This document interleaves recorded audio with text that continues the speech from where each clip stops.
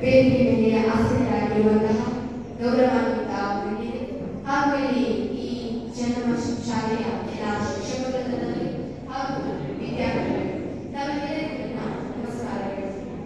ನಿಮಗೆಲ್ಲ ತಿಳಿದಿರುವ ಹಾಗೆ ಜೂನ್ 15, 2020 ಭಾರತ ಚೀನಾ ಗಡಿ ಲಡಾಖ್ನಲ್ಲಿ ನಮ್ಮ ಭಾರತೀಯ ಸೈನಿಕರು ಹುತಾತ್ಮರಾದರು. ಆ ದಿವಸವನ್ನು ನಾವು ಕಳೆದ 3 ವರ್ಷಗಳಿಂದ ಮತ್ತೆ ಹುಟ್ಟಿ ಬಂದಿರುವುದರೇ ಎಂದು ಆಚರಿಸುತ್ತಾ ಇದ್ದೇವೆ. ಕಳೆದ ಏಪ್ರಿಲ್ ಅಂದ್ರೆ 2020 ಏಪ್ರಿಲ್ ರಂದು ಭಾರತ ಹಾಗೂ ಚೀನಾ ಮಧ್ಯೆ ಉದ್ವಿಗ್ನ ಪರಿಸ್ಥಿತಿ ಉಂಟಾಗಿದೆ. ಒಂದು ಕಡೆ ಜಗತ್ತಿಗೆ ವೈರಾಣುವನ್ನು ಬಿಟ್ಟಿದ್ದು ಚೀನಾ, ಇನ್ನೊಂದು ಕಡೆ ಲಡಾಖ್ ಗಡಿಯ ಕಡೆ ತನ್ನ ಸೇನೆಯನ್ನು ನುಗ್ಗಿಸಿದೆ. ಎಲ್ಲಿ ಅಂದ್ರೆ ಲೈನ್ ಆಕ್ಚುಯಲ್ ಕಂಟ್ರೋಲ್, ಇಲ್ಲಿಂದ ಒಂದಷ್ಟು ಕಿಲೋಮೀಟರ್ಗಳಿವೆ ಭಾರತೀಯ ಸೇನೆಯ ಪೋಸ್ಟರ್ಗಳಿವೆ. ಎಲ್ಲಿವರೆಗೆ ಪ್ಯಾಟ್ರೋಲಿಂಗ್ ಪಾಯಿಂಟ್ ಅಂದ್ರೆ ಗಸ್ತು ಪಾಯಿಂಟ್ಗಳಿವೆ. ಭಾರತೀಯ ಸೇನೆ ಇವರಿಗೆ ಗಡಿಯನ್ನು ಕಾವು ಕಾಯುವುದಕ್ಕೆ ಗಸ್ತಿಗಾಗಿ ಹಲವಾರು ಯೋಗಿ ಬರುವುದನ್ನು ಮಾಡ್ತಾ ಇದೆ. ಭಾರತ ಅಥವಾ ಚೀನಾ ಯಾವ ದೇಶವೂ ಕೂಡ ತಮ್ಮ ಶಾಸ್ತ್ರದ ಪೋಸ್ಟರ್ಗಳನ್ನು ಹೊಂದಿರಲಿಲ್ಲ. ಒಂದರ ಬಹಳ ಸುಂದರ ಇದೆ. ಈ ಮನೆ ಕಳೆದ ಏಪ್ರಿಲ್ ಹೊತ್ತಿಗೆ ರಾತ್ರೋರಾತ್ರಿ ಎಲ್ಲಿವರೆಗೆ ಚೀನಾದ ಸೇನೆ ನುಗ್ಗಿ ಬಂತು. ಇಲ್ಲಿಯವರೆಗೆ ಈ ಭಾರತೀಯ ಸೈನಿಕರು ಪ್ಯಾಟ್ರೋಲಿಂಗ್ ಮಾಡ್ತಾ ಇದ್ರು, ಅದೇ ಸ್ಥಳದಲ್ಲಿ ಟೆಂಟ್ ಹಾಕಿಕೊಂಡು ಚೀನಾ.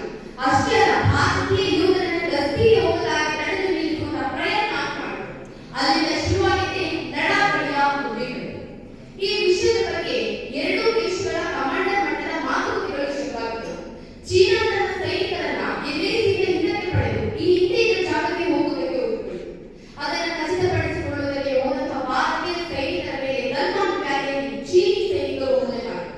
ದಶಕಗಳ ನಂತರ ಮೊಟ್ಟ ಮೊದಲ ಬಾರಿಗೆ ಎರಡು ದೇಶಗಳ ಸೈನಿಕರು ಸಾವಿಗೀಡಾಗಬೇಕಾಗಿ ಬಂತು. ಭಾರತ 20 ವೀರ ಯೋಧರನ್ನು ಕಳೆದುಕೊಂಡರೆ ಚೀನಾದ 40ಕ್ಕೂ ಹೆಚ್ಚು ಯೋಧರು ಹತರಾದರು. ಅಲ್ಲಿಯವರೆಗೆ ಭಾರತ ಪೂರ್ವ ಗಡಿಯಲ್ಲಿ ಸೈನಿಕರ ನಡುವೆ ಯುದ್ಧ ನಡೆಯುವುದಿಲ್ಲ ಅನ್ನೋ ವಾತಾವರಣ ಇತ್ತು.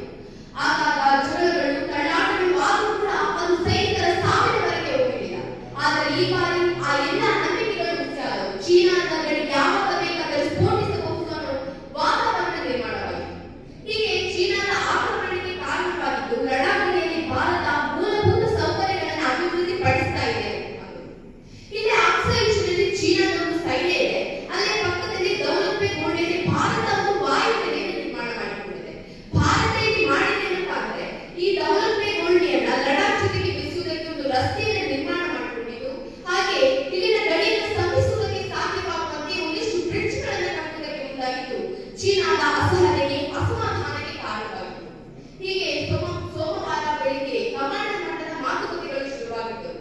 ಚೀನಾ ಪ್ಯಾಟ್ರೋಲಿಂಗ್ ಪಾಯಿಂಟ್ 14ರಿಂದ ತನ್ನ ಸೈನಿಕರನ್ನ ಹಿಂದಕ್ಕೆ ಕರೆಸಿಕೊಳ್ಳುವುದಕ್ಕಾಗಿ ಭರವಸೆ ನೀಡಿದೆ. ಆದರೆ ಇನ್ನೊಂದರ ಕೆಂಪು ಸೇನೆ ಪಕ್ಕದ ಪೋಸ್ಟ್ನಿಂದ 250 ಸೈನಿಕರನ್ನ ಕರೆಸಿ ಒಟ್ಟು 300 ಮಂದಿ ನೇರ 50 ಮಂದಿ ನಮ್ಮ ಯೋಧರ ಮೇಲೆ ಮುಗಿಬಿದ್ದಿದ್ದಾರೆ. ಆದರೆ ನಮ್ಮ 50 ಮಂದಿ ವೀರ ಯೋಧರು ಕೊಂಚ ಎದುರುವುದಿಲ್ಲ. ಆ ಜಯಮಾನವೇ ನಮ್ಮ ಯೋಧರದಲ್ಲ, ಭಾರತ್ ಮಾತಾ ಕಿ ಜೈ ಎಂದು ಕರ್ನಲ್ ಸಂತೋಷ್ ಬಾಬು ನೇತೃತ್ವದ ಸೈನಿಕರು ಚೀನಿಗಳ ವಿರುದ್ಧ ಕಾದಾಟಕ್ಕೆ ಇಳಿದರು. ಗಲ್ವಾನ್ ತಟದಲ್ಲಿ ಘನಘೋರ ಮಲ್ಲ ಯುದ್ಧವೇ ನಡೆಯಿತು. ಮುಷ್ಟಿಗೆ ಹೊಡೆದು ಚೀನಿ ಸೈನಿಕರ ನೇತೃತ್ವವಹಿಸಿದರು.